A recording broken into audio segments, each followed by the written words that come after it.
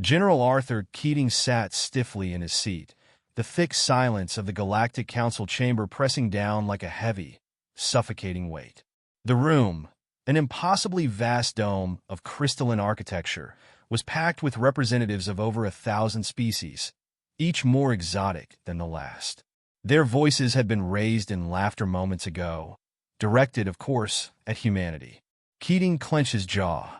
He was used to this.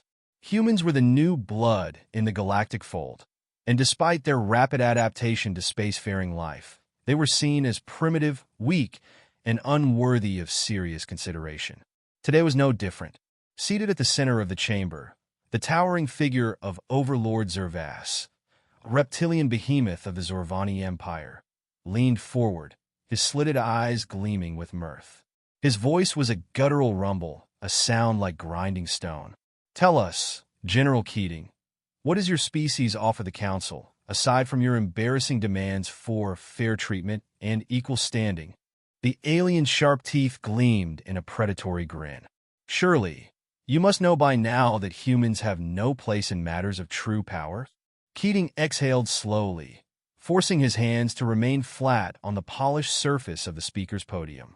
He had seen battlefields drenched in fire, had watched entire planets burn, had lost brothers and sisters in wars fought in the cold vacuum of space. But this casual dismissal, this mockery, it made his blood boil. Across the chamber, representatives from the Vorlothi Dominion, the Tyrol Consortium, and the Zalari Hegemony smirked or whispered among themselves. Even the insectoid chittering of the Tari delegation carried a note of condescension. The official topic of today's meeting? Whether or not humanity was worth retaining as a member of the Galactic Council. They were an experiment, an anomaly, a species that had stumbled into the void and refused to perish. The older races found their presence amusing at best, irritating at worst. Keating's lips curled into something resembling a smile. He leaned forward, his piercing blue eyes locking onto Overlord Zervaas's reptilian gaze. "Tell me, Overlord," Keating said, his voice carrying through the chamber like the distant thunder of an approaching storm. "How many wars has the Zorvani Empire lost?" A ripple of murmurs swept through the assembly. The Overlord's grin faltered, just slightly. "Lost?" Zervaas scoffed, reclining in his grand seat. "The Zorvani do not lose, human." Keating nodded slowly, feigning deep thought. "Fascinating, because from what I recall, your forces were evacuating from the Kala Nebula not 2 months ago." Silence. A few representatives turned toward the Zorvani delegate, waiting. Zervaas's scales darkened in irritation. "A strategic withdrawal," he snapped. "Ah," Keating said, his voice laced with dry amusement. "A strategic withdrawal? The kind that involves abandoning half your fleet? Leaving behind your wounded? Losing an entire colony?" He leaned back, eyes cold. "We call that a defeat where I'm from." Zervaas shot up from his seat, muscles tensing beneath his dark ceremonial robes. His claws dug into the armrests. The chamber, once filled with mocking laughter, now hummed with something else, unease. Keating wasn't finished. "You mock humanity because we're young," he continued, his voice like steel. "Because we don't have fleets that blot out the stars. Because we lack ancient empires and millennia of history." He let his gaze sweep across the assembly. "But let me tell you something about humans." He straightened, his uniform crisp, his metals gleaming under the soft glow of the Council's lighting. "We don't stop. We don't surrender. And unlike many of you in this room, we learn faster than you can possibly imagine." He let the words sink in before delivering the final blow. "So the real question isn't whether humanity belongs in the Council." His smile was razor-sharp. "It's whether you can afford to ignore us." Silence.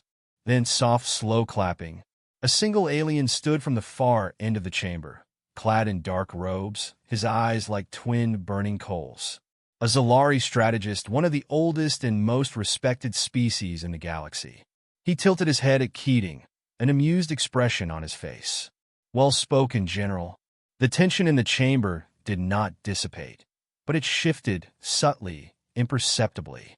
Keating had their attention, but attention was not enough, because he knew what the Council did not. war was coming. And when it did, humanity would prove exactly why the galaxy had made the mistake of underestimating them. General Arthur Keating strode out of the Galactic Council chamber, his boots striking the polished obsidian floor with precision. The murmurs of the assembled species still echoed behind him, but he had no interest in staying. He had made his point, shaken their arrogance, but words alone would not change the fate of humanity. He had work to do. Waiting outside the chamber was his aide, Captain Elias Monroe. The younger officer had the lean build of a seasoned soldier, his sharp green eyes watching the council members filter out of the chamber with a mix of wariness and disgust. "They're never going to take us seriously, sir," Monroe said, falling in a step beside Keating as they moved toward the docking bay. "No matter how many times we prove ourselves." Keating exhaled through his nose. "They will soon." Monroe frowned. "What do you mean?" The general stopped and turned toward his aide. "How many ships do we have stationed in the Epsilon Eridani sector?" Monroe hesitated before responding. "Officially, 3 destroyers and a handful of patrol corvettes." Keating's eyes narrowed. "And unofficially?" The captain lowered his voice. "We've been moving assets quietly. Admiral Vasquez repositioned a carrier group last month, and a new orbital weapons platform is in final construction over Titan." Keating nodded, satisfied. "Good. We'll need every gun we can get." Monroe's jaw tightened. "You think it's happening soon?" "I know it is," Keating muttered. The council's arrogance wasn't just an annoyance. It was a fatal blind spot. Humanity had intelligence reports, scattered pieces of data intercepted from encrypted channels. Something big was coming. And the council, in all their supposed wisdom, was completely oblivious. Keating had read the reports himself. Sightings of unknown vessels prowling the edges of civilized space. Colonies falling silent. Road transmissions that painted a grim picture. One of entire settlements being erased. The pattern was undeniable. Someone was making a move, and humanity was the only species paying attention. 3 days later, Keating stood in the war room of Sabre, humanity's largest orbital command station, watching as the inevitable unfolded before his eyes. The holographic display in the center of the room showed a live feed from the USS Resolute, a deep space reconnaissance vessel patrolling the fringe of the outer colonies. The feed was grainy, but the horror was clear enough. A fleet had arrived, and it wasn't friendly. Keating's lips pressed into a thin line as he observed the strange vessels. They were massive angular things, their dark hulls shifting and shimmering like liquid metal. No known insignia, no familiar energy signatures. They didn't belong to any race in the council. They had come from the void beyond charted space. An unknown enemy. The transmission from the Resolute crackled with static before a frantic voice broke through. "Repeat, multiple unidentified ships have entered the Arcadia system." No response to hails. There a pause. Then sharp, panicked words. "Oh hell, they just opened fire. This is..." The feed cut to black. Silence. Keating turned to Monroe, who was standing frozen beside him, fists clenched. The general's voice was cold steel. "How many civilian ships in the area?" Monroe swallowed. "At least 2 colony transports. They won't be able to escape in time." Keating inhaled sharply. Damn it. Then his decision was made. "Scramble Vanguard fleet," he ordered, his voice brooking no argument. "We're going in?" A murmur ran through the officers in the room. Monroe hesitated. "Sir, that's over 100 light years from our nearest battle group. If we engage alone..." Keating's eyes flashed. "Then we'll show these bastards what happens when they attack our people." Monroe nodded sharply. "Yes, sir." He turned and began barking orders to the comm officers. Within minutes, Vanguard Fleet, one of humanity's finest, was en route to Arcadia. But Keating knew they would be outnumbered, outgunned, and the enemy had yet to reveal their true strength. By the time Vanguard Fleet arrived in the Arcadia system, the colony was already under siege. Fires raged across the surface of Arcadia Prime, massive plumes of black smoke rising into the thin atmosphere. Civilian ships, unarmed, helpless, were being butchered in orbit by the enemy fleet. Keating stood on the bridge of the USS Warspite, his expression grim as he surveyed the battlefield. The unknown fleet had at least 30 capital ships, each the size of a dreadnought. And their weaponry, whatever it was, ripped through human hull plating like paper. This wasn't a simple raid. This was an extermination. Keating turned to his fleet admiral. All ships, full offensive formation. I want missile barges focused on their forward lines. Deploy interceptor wings to protect the transports. The order was relayed, and moments later, space ignited with the fury of war. Missiles streaked from the human fleet, impacting the enemy vessels with thunderous explosions. Fighters weaved through the chaos, dodging enemy fire as they provided cover for escaping civilians. The Warspite's main guns roared, sending kinetic rounds the size of cars smashing into the hostile ships. But the enemy didn't flinch. One of their lead vessels turned, a sickly green glow forming along its hull. Keating's stomach clenched. Brace for impact. A beam of searing energy lanced through the battlefield, carving through two human destroyers as if they were nothing. Shock rippled across the bridge. Monroe swore under his breath. Jesus Christ! Keating gritted his teeth. This enemy, whoever they were, had technology unlike anything humanity had encountered before. But humans didn't back down. Focus fire on that thing's weapon systems, Keating ordered. Bring in the Titan-class battleships. We hold this line. The battle raged on, human determination clashing against alien firepower. For every ship they lost, humanity took 3 of theirs with it. But it wasn't enough. Keating watched as another colony transport was torn apart, thousands of innocent lives lost in an instant. His fury boiled over. And then, a new signal appeared on the scanners. Monroe's eyes widened. Sir, we've got incoming ships. Large fleet. Vectoring in from the Galactic Core. Keating's stomach turned to ice. Reinforcements? But whose? The tension in the bridge was suffocating as the new fleet entered real space. For a moment, no one moved. No one spoke. Then, the comms officer gasped. Sir, it's the Galactic Council. The holoscreen updated, and Keating felt his breath catch. A massive armada of Zorvani, Zalari, and Tyrol warships had arrived. The same species who had mocked humanity, ridiculed them, dismissed them as insignificant. They had come to fight alongside them. A message came through, broadcasted to all ships. The voice of Overlord Zervas filled the bridge. Human General? A pause. Then, we stand with you. Keating clenched his fist. For the first time in history, humanity wasn't fighting alone. But even with reinforcements, could they truly survive what was coming? The battlefield was a churning storm of fire and destruction. Plasma bolts and kinetic rounds streaked across the void, slamming into hulls, igniting fuel lines, and tearing entire decks apart. The arrival of the Galactic Council's armada had turned the tide, but it had not secured victory. Keating stood firm on the bridge of the Warspite, his jaw clenched as he watched the new Allied fleet engage the enemy. Council warships moved with precision. Their curved, ornate hulls contrasted starkly against the jagged brutality of their foes. Yet for all their technological superiority, even the finest Zorvani dreadnoughts were taking heavy losses. The enemy was adapting. Admiral Vasquez, give me a status report, Keating demanded, his voice cutting through the tension like a blade. The holoscreen flickered as Vasquez's battle-scarred face appeared. We're holding the line, sir, but barely. These bastards. She paused as an explosion rocked her ship, the bridge crew behind her scrambling to maintain stability. They don't fight like anything we've seen before. Their movements are too coordinated, too precise. Keating's stomach twisted.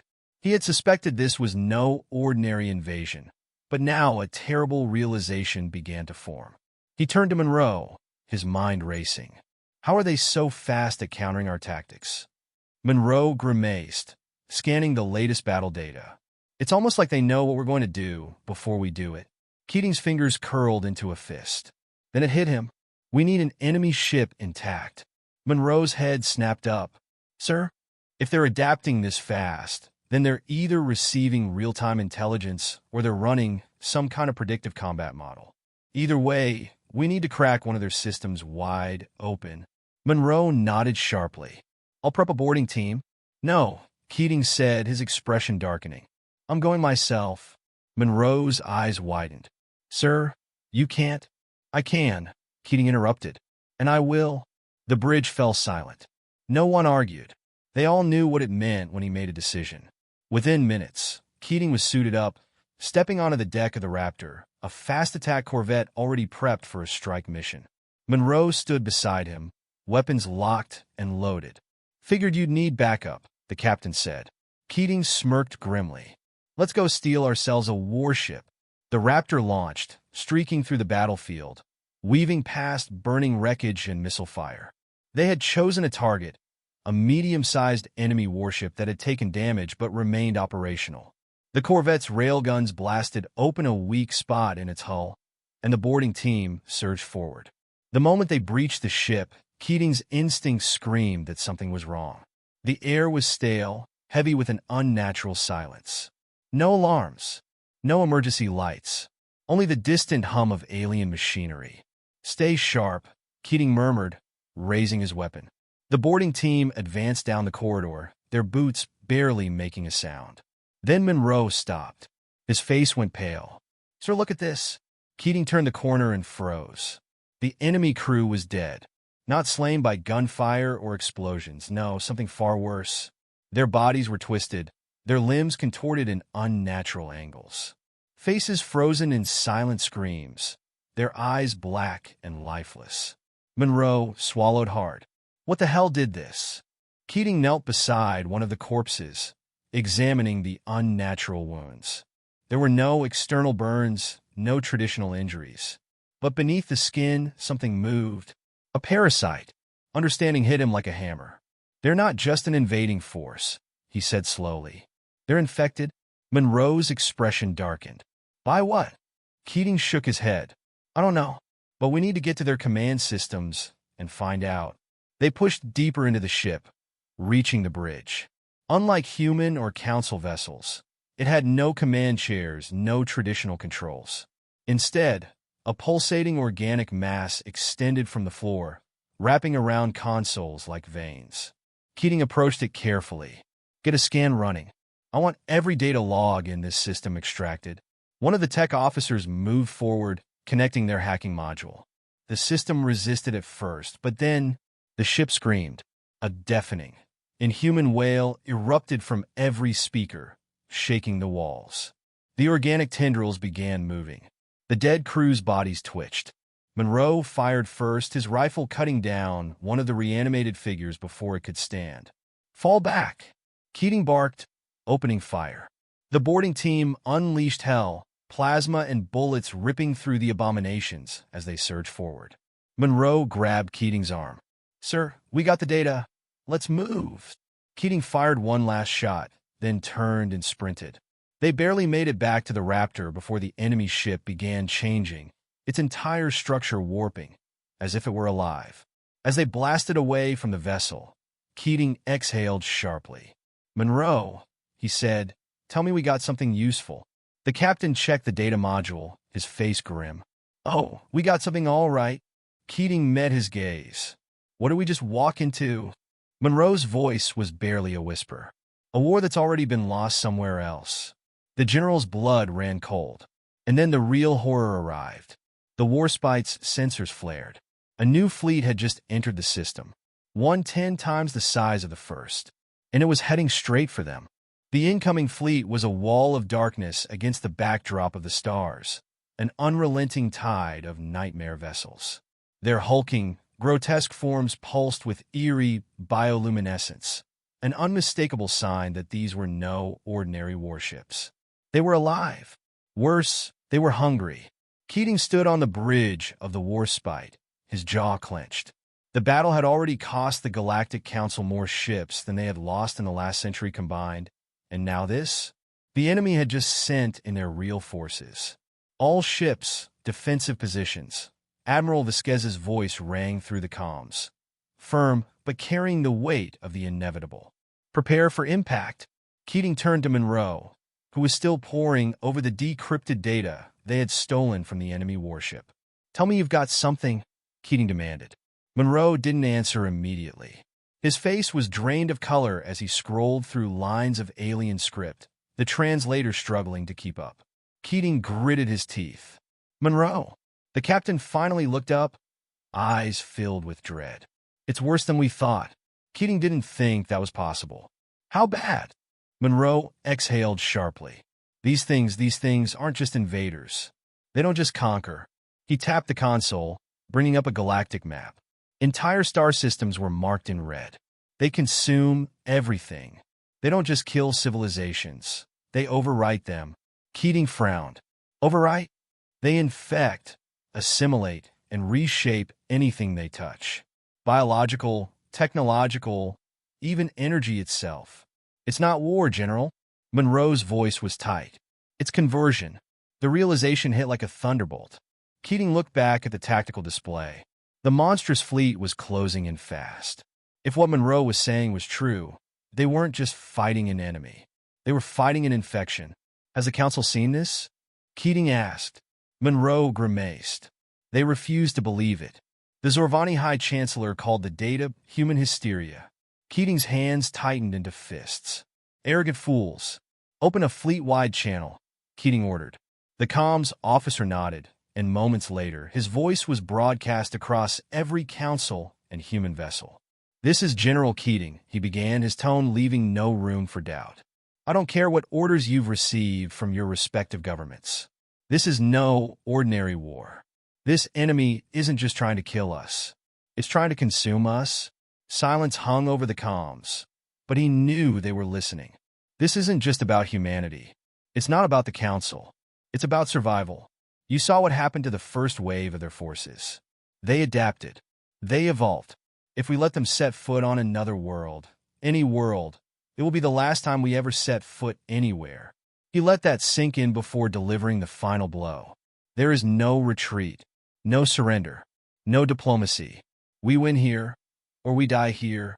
For a moment, nothing but static filled the channel. Then a voice cut through. "This is Admiral Vasquez. The Dauntless stands with humanity." Another voice, deep and guttural. "Captain Thraxis of the Zorvani fleet. I am with you." A third, a fourth, then 100 voices, captains, admirals, generals pledging their forces. Keating allowed himself a single breath of relief before returning to the battle. "Then let's show these bastards what happens when you push us too far." The enemy fleet surged forward, their movements disturbingly fluid, like a swarm of predators sensing blood. All ships, fire at will. The void ignited. Railguns thundered, spewing tungsten slugs that hit with the force of meteor strikes. Plasma beams sliced through organic hulls, sending monstrous ships screeching into the abyss. Council dreadnoughts unleashed energy lances that burned through the enemy like divine wrath. And yet, for every enemy ship that fell, another took its place. Keating gritted his teeth. They're adapting. They're shifting their hull structures. Monroe's eyes flicked across the tactical feed. They're learning mid-battle, and then the enemy unleashed their counterstrike. A wave of pulsating energy erupted from their lead ships. It didn't just destroy, it corrupted. Allied warships caught in the blast didn't explode. Their hulls melted, reshaping into something wrong. Crews screamed as their own vessels turned against them, warping into grotesque, biomechanical horrors. Keating's stomach twisted. They can assimilate ships mid-fight? Monroe's expression was grim. It's not just technology. It's us. The horror of what that meant barely had time to settle before the enemy's next attack came. A massive form, easily the size of a space station, emerged from the void. It was unlike anything they had seen before. Part warship, part living entity. And from its core a pulse began to build. Keating's instinct screamed. All ships, evasive maneuvers. The creature ship fired. A lance of searing, corruptive energy ripped through the battlefield. Ships that failed to evade were instantly rewritten, their hulls twisting into nightmarish forms, their crews becoming part of the infection. Keating's fists clenched. They couldn't win a conventional battle. The enemy's ability to convert their forces was too strong. They needed a different solution. Monroe's eyes flickered with sudden realization. "General, I think I have something." Keating turned sharply. "What?" Monroe gestured to the data from the enemy ship. "This fleet, it's all networked. They share sensory data, tactical computations, everything. If we can disrupt their link, we break their coordination. Keating's mind raced. How? Monroe exhaled. There's an energy frequency, an exact counterwave to their biosignals. The ship we boarded was damaged, and its link was weak. If we hit the entire fleet with this frequency at once, Keating nodded. We shut them down? Monroe hesitated. Sir, there's a problem. Keating's jaw tightened. Of course there is. We don't have the power output for a full system broadcast. The only way to do it is the warspite. Monroe looked at him. We overload her reactor, turn her into a massive pulse generator. But it means... Keating didn't hesitate. Prep it. Sir, that's an order, Monroe. Monroe clenched his fists, but nodded. Aye, sir. Keating turned back to the battle. This was it, the final gamble. And there was no turning back. The warspite's reactor core hummed with an eerie, unstable glow. Warning klaxons blared as the ship systems registered the impossible strain being placed upon them. Keating stood on the bridge, watching as Monroe and the engineers frantically worked, inputting the final calculations for what was about to be the most desperate gambit in the history of warfare. All hands abandoned ship. His voice was firm, carrying through the comms with the weight of finality. This is not a drill. Evacuate immediately. The crew hesitated for only a moment before they scrambled into action. Escape pods launched, shuttles detached, and the warspite's auxiliary crafts began ferrying personnel away as fast as possible. But Keating remained. So did Monroe. I should have known you wouldn't leave, Keating muttered without looking up. Monroe smirked grimly as he continued stabilizing the reactor's buildup. And missed the best fireworks show in galactic history? Not a chance. Keating exhaled, gripping the edge of the console. Through the massive viewport, the battle raged on. The corrupted enemy fleet pressed their advance, overwhelming the remaining Galactic Council forces. Entire capital ships were being absorbed, their hulls twisting into grotesque, biomechanical monstrosities. If the pulse failed, there would be nothing left. Charge at 90%, Monroe reported. Once we reach full capacity, we'll only have a few seconds before the containment fails. Keating nodded, his mind clear.